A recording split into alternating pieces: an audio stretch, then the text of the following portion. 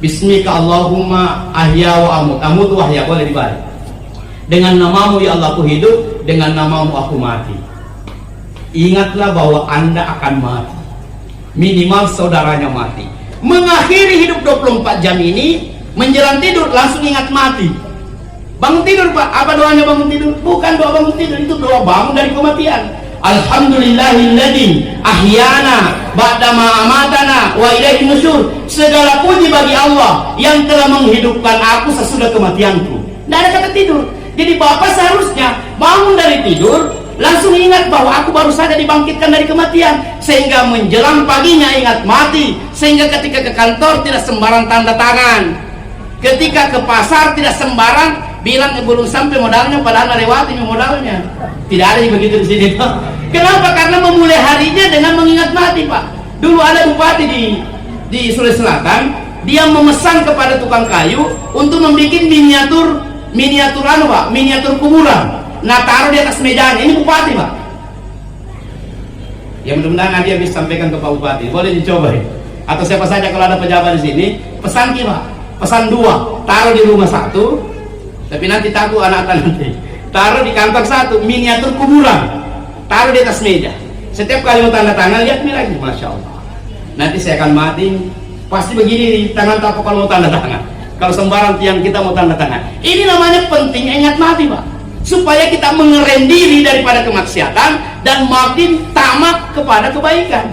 Itu namanya istiqdad. Jadi orang yang cerdas itu adalah orang yang, kenapa Nabi menyebutnya kata cerdas? Saya kadang merenungi kenapa Nabi menyebut orang yang banyak ingat mati dan banyak persiapannya menuju kematian disebut orang cerdas. Saya berdiri Pak, karena saya mau mempraktekannya. Mana kira-kira yang cerdas? Contoh Pak ya. Maaf Pak Edi. Begini, setiap hari Pak, Bapak ini makin menjauhi dunia, makin mendekat kepada kubur. Ini benar atau salah? Karena 50.000 tahun sebelum langit dan bumi dicipta, umur Bapak dan Ibu sudah dipatok. Nabi bersabda hadis riwayat Bukhari, Innallaha, sesungguhnya Allah kataba, telah menulis maqadirul khalaiki, takdir hamba bihamsin alfasanatin, 50.000 tahun qabla yakhluqas samawati wal ard, sebelum langit dan bumi dicipta. Sebelum ada kita, sebelum ada malaikat, sebelum ada matahari, takdir kita sudah disusun. Termasuk Dharmawansa umurnya berapa, Pak Haji Abu Bakar almarhum umurnya berapa, Pak Haji Asnal umurnya berapa, ada di catatannya dia. Ada, cuma kita tidak tahu. Artinya Pak, catatlah, saya tidak usah sebut nama, khawatirnya terbukti betul ini. Si Fulan 50.000 tahun ditetapkan umurnya hanya 50 tahun. Sekarang umurnya sudah 45 tahun. Tahun berikutnya dia melangkah 1 langkah, mendekat kepada kuburan, menjauhi istrinya, menjauhi istananya, menjauhi hartanya, menjauhi jabatannya. Tahun depan melangkah lagi 1 langkah, tahun depan melangkah lagi 1 langkah. Tidak ada kata berhenti Pak. Jadi tidak ada kata berhenti, Anda harus melangkah, makin mendekat kepada kubur, makin menjauhi dunia. Ini betul atau salah? Sekarang saya tanya, siapa di antara Bapak lebih merisaukan kubur daripada dunia? Banyak Pak lebih merisaukan dunianya daripada kuburannya. Betul tidak? Yang dia risaukan bagaimana 1 hektar jadi 2 hektar, bagaimana yang camat jadi bupati, yang bupati jadi gubernur. Tidak ada masalah sebenarnya. Saya bukan mengatakan ini haram, silakan jadi pejabat, silakan jadi orang kaya, tapi jangan sampai seluruh hal kita pakai menghalalkan segala cara untuk mencapai itu, pada ujung-ujungnya kita tinggalkan. Lalu makin mendekat menuju kepada kematian. Maka kalau Bapak sering ingat kematian, akan menyadari, ya Allah, 1 tahun lagi saya hilangkan kesempatanku ya Allah beramal. Makin menjauh saya dari duniaku, menjauh dari rumahku, menjauh dari jabatanku, makin mendekat saya kepada kuburan ya Allah. Bagaimana nanti nasibku di kubur ya Allah? Harus tidak dipikir Pak. Kalau Bapak sering-sering ingat mati, pasti begitu pikirannya. Maka Bapak orang yang paling cerdas. Mulai hari ini mudah-mudahan tidak ada lagi yang terlalu gembira dengan pergantian tahun baru. Saya tanya Pak, apa yang membuat Bapak loncat-loncat kegirangan? Pakai musik-musik, ini bukan nyinggung siapa-siapa Pak. Pakai mercon-mercon, kenapa senang Pak? Ustaz, bertambah umurku. Tidak ada bertambah umur Pak. 50 tahun tadi kan memang secara matematika bertambah. Hari ini 56 ditambah 1 tahun berapa? 57, tapi aslinya bukan 57. Aslinya 4 tahun lagi Anda meninggal. Tahun depan loncat-loncat lagi. 3 tahun lagi Anda meninggal. Jadi sebenarnya dia berteriak, hore hore, sebentar lagi saya akan meninggal, saudara. Itu maknanya Pak, orang yang terlalu kegirangan ketika pergantian tahun baru. Ini benar atau salah, Pak? Iya, betul ini. Makanya ini pentingnya Bapak dan Ibu menghadiri majelis seperti ini. Makanya orang yang paling cerdas, Pak, orang yang paling banyak ingatannya kepada kematian, dengan mengingat kepada kematian maka makin banyak amalnya. Begini, Pak, dalam hal ini ada satu hadis Nabi yang luar biasa, Pak. Nabi ini kalau bicara selalu kalimatnya, karena ini wahyu dari Allah, tidak ada kata-kata Nabi yang ucapan Nabi sendiri. Terkait dengan dunia ini, Pak, perlu Bapak memahami kata-kata Nabi. Luar biasa. Ini sebelum kita masuk ke masalah kematian. Apa pernyataannya Nabi? Kun fid dunya ka'annaka gharib aw 'abir sabil. Ini kaitannya tadi dengan saya mengatakan perjalanan saya tadi, membuktikan bahwa setiap hari Bapak melangkah satu langkah, setiap hari Bapak melangkah satu langkah menjauhi dunia, mendekati kubur. Maka pentingnya mengingat kematian supaya jangan sampai diusung di atas keranda baru sadar. Jangan sampai. Nabi mengatakan begini, Pak, untuk membuat kita hati-hati. Jadilah kalian di dunia seperti pendatang. Maaf, Pak, ini tidak ada kaitannya dengan memisahkan antara pribumi dengan pendatang. Ini bahasa hadis. Bagaimana cirinya pendatang, Pak? Cirinya pendatang itu begini saja, saya kasih gambaran. Cirinya pendatang itu di Timika, saya cerita Timika saja karena saya di sana lama dan memahami hadis ini ketika berada di sana. Ada di sana Pak orang Jawa, sudah 15 tahun menjual bakso, dan baksonya itu cukup strategis.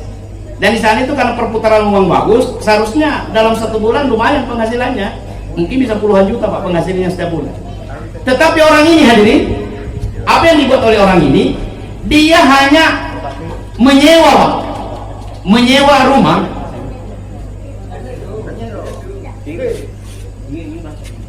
Yeah. Dia hanya menyewa rumah. Si pendatang ini, Pak, orang Jawa yang penjual bakso ini dan di Timika, dia tidak pernah membangun rumah. Dia hanya menyewa rumah, Pak. Dan rumah yang disewanya rumah sangat sederhana, bahkan terkesan hampir kayak kumuh, hadirin. Kenapa hampir kayak kumuh? Kayak lantainya itu lantai kayak lantai tanah. Kemudian dindingnya juga sederhana. Ketika saya tanya, Pak, kenapa saudara ini memilih jalan hidup kesederhanaan seperti ini? Apa pernyataannya itu? Temannya, saudara, ini orang katanya rumahnya di kampung itu bagaikan istana. Bapak paham kata-kata ini? Ini namanya cara berpikir pendatang, Pak. Dia tahu bahwasanya dia tidak mau tinggal selamanya di Timika. Dia berpikir suatu saat dia akan pulang kampung. Maka konsentrasi utamanya, Pak, dia mengirim sebesar-besarnya membangun istana di kampung di Jawa sana. Memang kelihatannya di dunia dia seperti hidup sederhana, tapi ternyata di sana itu sudah lengkap, sudah jadi, sudah berapa hektar sawahnya, sudah berapa bagus rumahnya. Ini namanya cara berpikir pendatang. Maka Nabi menyuruh kita di dunia ini berpikir begitu, Pak. Di dunia ini yang harus kita pikirkan istana di kampung yang sebenarnya. Di dunia ini bukan kampung kita, hadirin. Suatu saat Bapak akan melangkah ke sana. Suatu saat kita akan menuju ke sana, menuju kampung yang sebenarnya. Bagaimana kalau kita membangun istana besar-besar di sini, di sana belum ada apa-apa, hadirin. Suatu saat ketika kita meninggal, harus kembali ke kampung halaman. Tidak ada rumah, tidak ada sawah. Sekalipun berpoya-poya di Timika, hidup enak di Timika, suatu saat ketika sudah mulai sakit-sakitan, harus pulang kampung atau terjadi keributan di sana, harus pulang kampung. Apa nih? Tidak ada apa-apa di sana. Itulah nanti akan dialami manusia-manusia bumi yang hanya memikirkan istananya di dunia, tidak pernah berpikir membangun istana di sana. Itulah kenapa Nabi menyuruh kita, kun fid dunya ka'annaka gharib. Jadilah di dunia itu seperti pendatang. Jangan seperti pribumi. Orang yang berpikir pribumi kan kampungnya, saya akan mati di sini, tak? Tidak mau dikirim ke mana uangnya, tidak ada. Memang berpikir hidup di sini. Saya bukan berbicara pribumi dalam arti kolakan, enggak. Berpikir cara berpikir begini, Pak. Dulu ketika di Tobelo ada sekampung saya, termasuk om saya, termasuk orang kaya di sana, Pak. Tapi dia tidak pernah berpikir membangun rumah di kampung karena ada di rumahnya mertuanya. Apa yang terjadi, Pak? Ketika semua hartanya di sana habis, dia pulang kampung, sekarang numpang di rumah mertua, Pak. Padahal dia kaya raya di sana. Karena kenapa? Dia tidak berpikir sebagai pendatang. Maka maaf saya diri, termasuk diri saya, termasuk siapa saya yang hadir di sini, mulai hari ini, Pak, berpikirlah seperti pendatang. Saya di dunia ini tidak lama. Nanti saya akan menuju ke tempat sana. Seperti Bapak Haji Abu Bakar sudah berangkat ke sana. Insya Allah mudah-mudahan di sana istananya sudah jadi, Pak. Mudah-mudahan di sana istananya sudah jadi jauh lebih hebat daripada istananya di dunia. Kalau kita, wallahu a'lam. Maka itulah hebatnya kita datang di tempat ini.